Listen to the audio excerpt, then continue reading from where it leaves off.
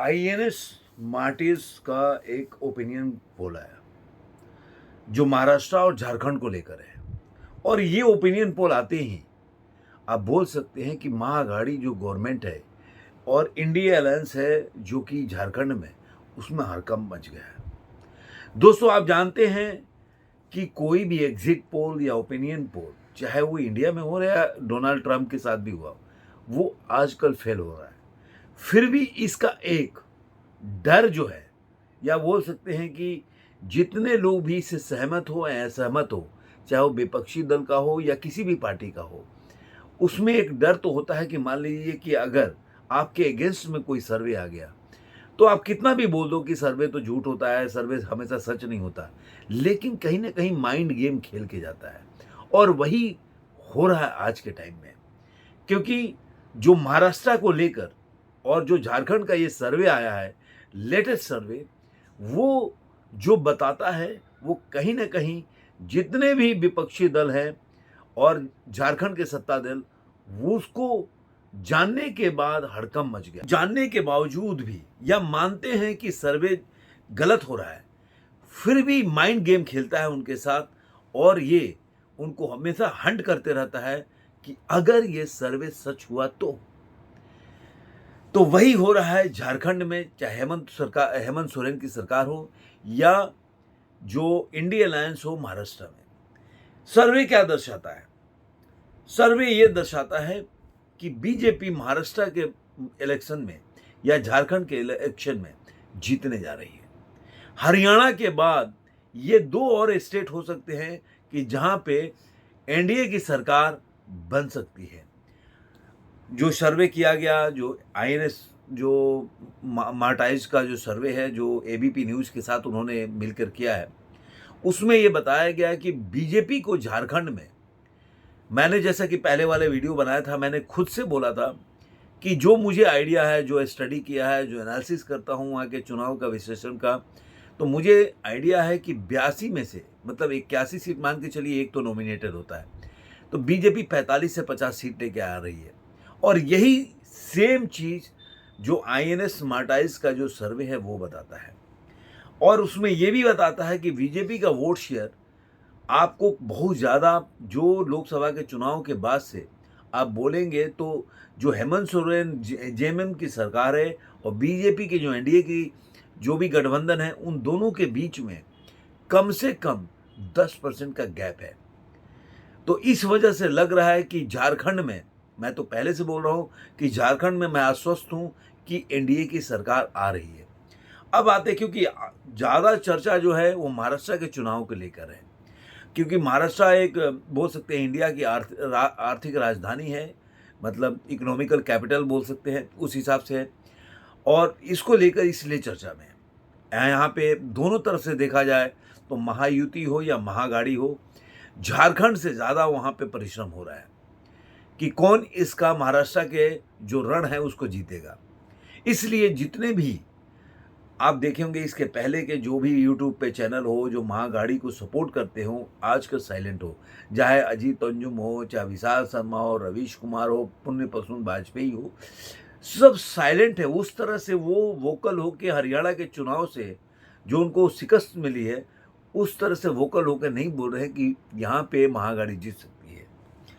और बीजेपी जो है, दिन पर दिन वो जब वो गेन कर रही है, ये बात आपको उनके एक्शन से भी दिखेगा। आज जो है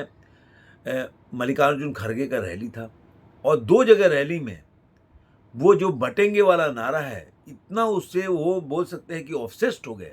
या कहीं ना कहीं वो उनको ये लग रहा है कि बटेंगे वाला नारा जो है बीजेपी के लिए एक, बोल सकते हैं, अमृत का घोल साबित हो रहा है। इसीलिए जो मल्लिकार्जुन खड़गे को देखे होंगे आप कि 2 बार वो, मतलब एक तो योगी आदित्यनाथ के जो गरुआ वस्त्र है उस पर उन्होंने बोला, फिर उनके बालों के ऊपर बोला,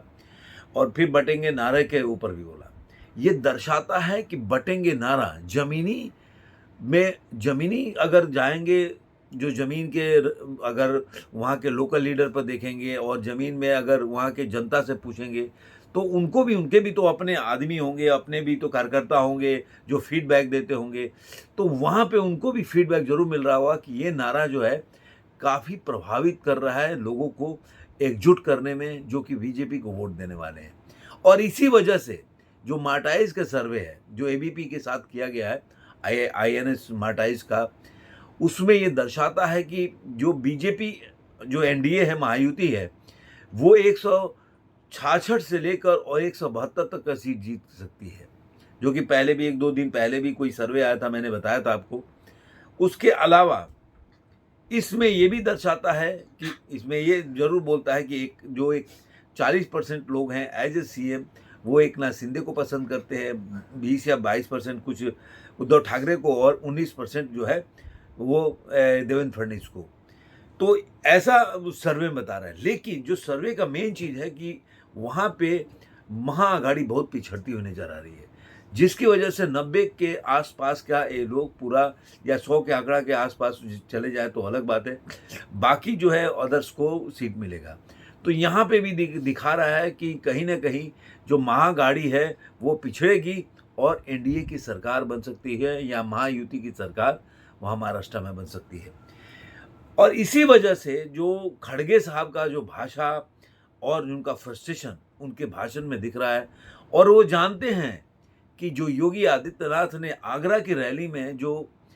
अनायास ही उनके मुंह से निकल गया बटेंगे वाला नारा, जिसको प्रधानमंत्री मोदी ने अभी महाराष्ट्र में आज की रैली में उन्होंने बोला बटेंगे तो एक रहेंगे तो सेफ रहेंगे, ऐसे उन्होंने भी बोला, उसको आगे लेके जा रहे हैं। तो ये नारा कहीं ना कहीं, मैं बोलता हूँ कि राम मंदिर के नारे के बाद कि मंदिर वहीं बनाएंगे, ये बीजेपी के लिए सबसे बड़ा वरदान साबित होगा। और ये आपको महाराष्ट्र के और झारखंड का चुनाव बताएगा कि अगर महाराष्ट्र और झारखंड का चुनाव बीजेपी जीत जाती है तो ये मान के चलिए कि योगी आदित्यनाथ का कद तो बढ़ेगा ही बढ़ेगा। जो कि मैं पहले भी वीडियो बनाया, तो क्या योगी आदित्यनाथ को, मुझे भी लग रहा है कि या वो पहले से मान के चल रहे हैं कि आगे की लड़ाई बीजेपी योगी आदित्यनाथ के नेतृत्व में लड़ेगी। इसीलिए योगी आदित्यनाथ के अब पीछे लोग खड़े दिख रहे हैं। आज ने देखा कि जिस तरह से मेघवाल जो है केंद्रीय मंत्री, उन्होंने योगी आदित्यनाथ पे जो खड़गे का बयान आया था उसके विरोध में कैसे बोला। तो ये दिखाता है कि लोग जो अब धीरे धीरे योगी आदित्यनाथ के पीछे खड़े हो रहे हैं। इसका मतलब है बीजेपी मोदी जी के बाद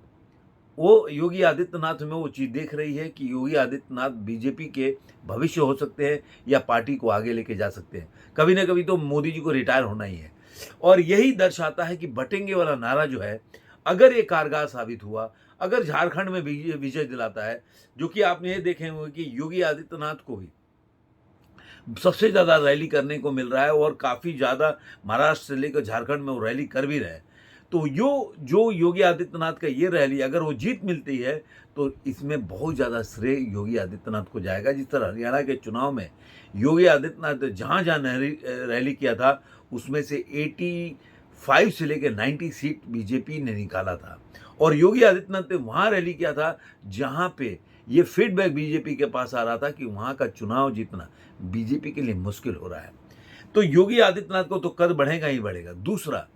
ये नारा जो है